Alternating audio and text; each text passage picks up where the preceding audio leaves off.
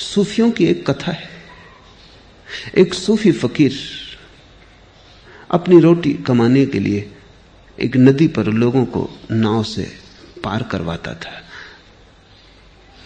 एक दिन गांव का पंडित उस पार जाना चाहता था, तो सूफी फकीर ने कहा, आपसे क्या पैसे लेने। पैसे भी वो 1-2 पैसे लेता था, आपको ऐसे ही पार करा देंगे। पंडित नाव में बैठा, वे दोनों चले। दोनों ही थे नाव में।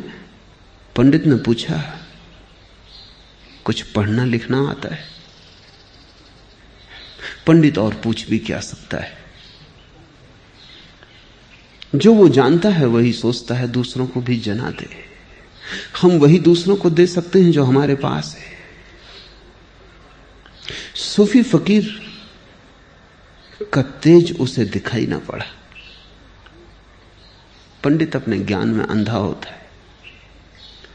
उसने से समझा एक साधारण माझी है, वो एक असाधारण पुरुष था। पंडित जिस परमात्मा की बात सोचता रहा है, सुनता रहा है, वो परमात्मा उस असाधारण पुरुष में मौजूद था। जिसकी पंडित ने अब तक चर्चा की थी, वो उस फकीर में से झांक रहा था। अगर आंख होती तो फकीर में वो सब मिल जाता, जिसके सपने देखे, जिसके शास्त्र पढ़े, प्रत्यक्ष था वहां कोई। लेकिन पंडित ने पूछा, पढ़ना लिखना आता है? पंडित को अगर परमात्मा भी मिल जाए तो वो पूछेगा, सर्टिफिकेट कहां तक पढ़े लिखे हो? उसकी अपनी दुनिया है, वो अपने ही शब्दों में, अपने ही शास्त्र में जीता है। उस फकीर ने कहा कि नहीं, पढ़ना लिखना तो बिल्कुल नहीं आता, मैं बिल्कुल गंवार हूं, ना समझ। उसने जब ये शब्द कहे, तब अगर पंडित के पास जरा भी होश होता तो देख लेता कि कितनी गहरी विनम्रता है। अपने अज्ञान को स्वीकार कर लेना ज्ञान की तरफ पहला कदम है। और अगर कोई समग्रता से अपने अज्ञान को स्वीकार कर ले तो वही अंतिम कदम भी हो सकता है। क्योंकि जब तुम पूरे भाव से जानते हो कि कुछ भी नहीं जानता हूं, तब तुम्हारा अहंकार कहां टिकेगा, कहां खड़ा रहेगा? भूमि खो जाएगी, पैर के तले से गिर जाएगा भवन अहंकार का। तुम निरअहंकार में उतर जाओगे। वही द्वार है, वहीं से कोई परमात्मा से जुड़ता है। फकीर ने कहा, मैं कुछ भी नहीं जानता हूं, बिल्कुल बेपढ़ा लिखा हूं। पंडित ने कहा, तो फिर तुम्हारी 4 आना जिंदगी बेकार गई। नाव थोड़ी आगे बढ़ी। पंडित ने पूछा, और गणित तो आता ही होगा कम से कम, हिसाब किताब के लिए जरूरी है।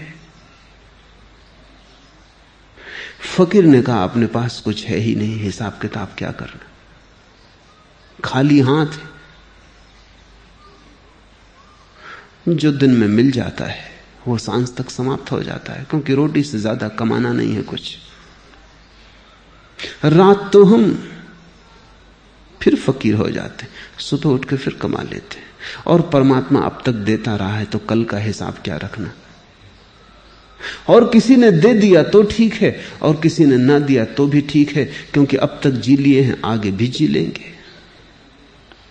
न तो देने वाले से कुछ ऐसा मिल जाता है कि सदा काम आ जाए, और न देने वाला कुछ छीन लेता है कि सदा के लिए कोई नुकसान हो जाए। सब खेल है। पंडित ने कहा, तुम्हारी 8 आना जिंदगी बेकार गई। और तभी अचानक तूफान आ गया और नाव डगमगाने लगी, और नाव अब डूबी तब डूबी होने लगी।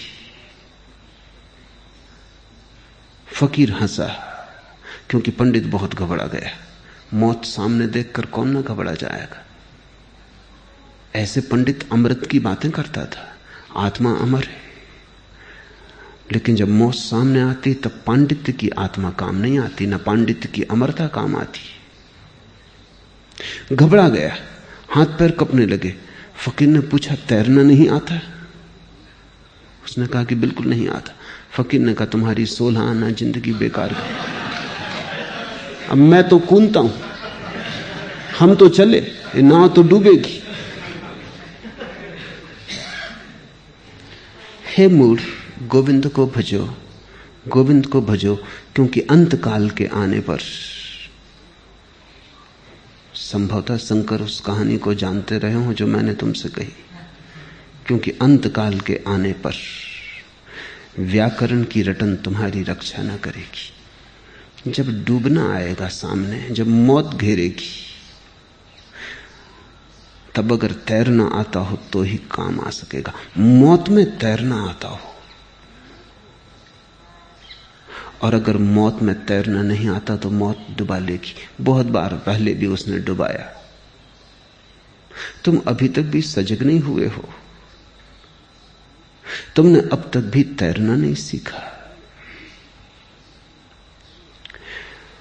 अंतकाल के आने पर, मृत्यु के आने पर कितनी तुम भाषा जानते हो, या कितनी भाषाएं जानते हो, कितना व्याकरण जानते हो, कुछ भी तो काम ना पड़ेगा। जो मौत में काम आ जाए वो प्रज्ञा, और जो मौत में काम ना आए वो पांडित्य। मौत कसौटी है। तो जो भी तुम जानते हो उसको इस कसौटी पे कसते रहना, कहीं भूल ना हो। ये कसौटी सदा सामने रखना।